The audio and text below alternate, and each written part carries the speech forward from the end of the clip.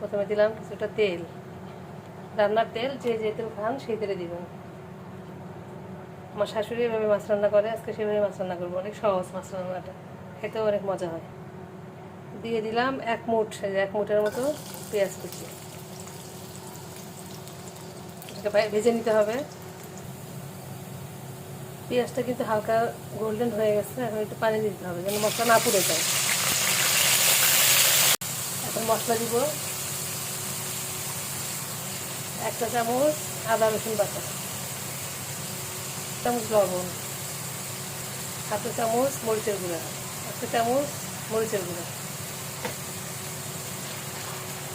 মশলাটাকে সুন্দর করে কষিয়ে নিতে হবে।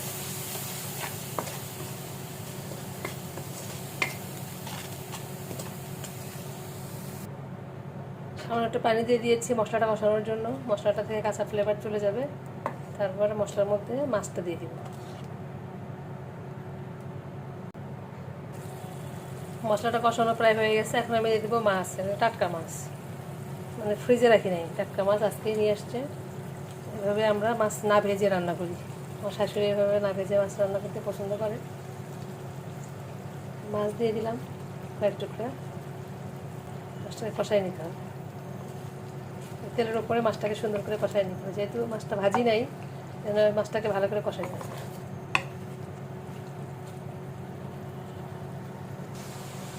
মাছের মধ্যে একটু পানি দিয়ে দিই মাছটা কষানোর জন্য ভালো করে।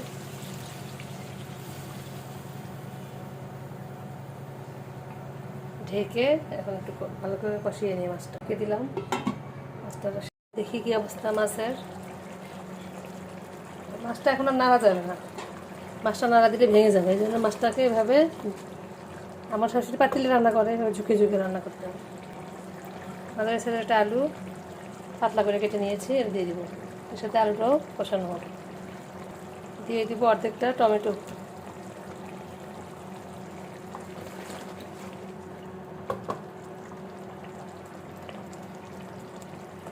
এগুলো একটু কষানো হোক। মাছটা কষানো হয়ে গেছে, এবার দিয়ে দিব পরিমাণ মতো ঝোল। পানির জন্য কীরকম ঝোল রাখবেন তার মতো ঝোল দিতে হবে। চুলার আঁচটা বাড়িয়ে দিলাম।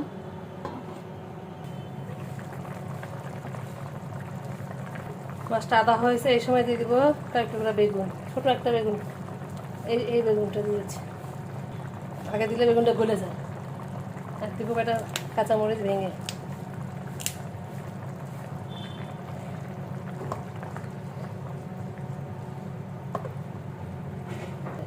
নাড়াচাড়া করা যাবে না, এখানে ঝুঁকে ঝুঁকে রান্নাটা করতে হবে। রান্না হয়ে গেছে দেখেন। এখন দিতে হবে ভরে ভরে 1 চা চামচ ভাজা জিরের গুঁড়া। রান্না শেষ, চুলা অফ করে দিতে হবে।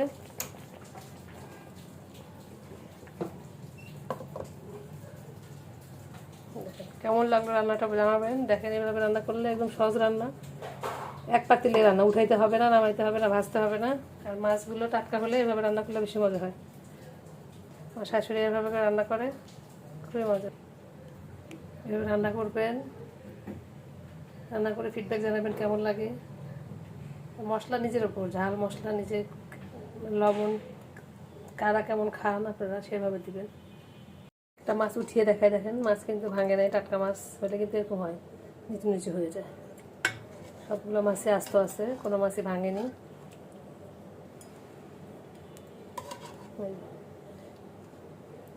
সব মাছে আস্ত আছে।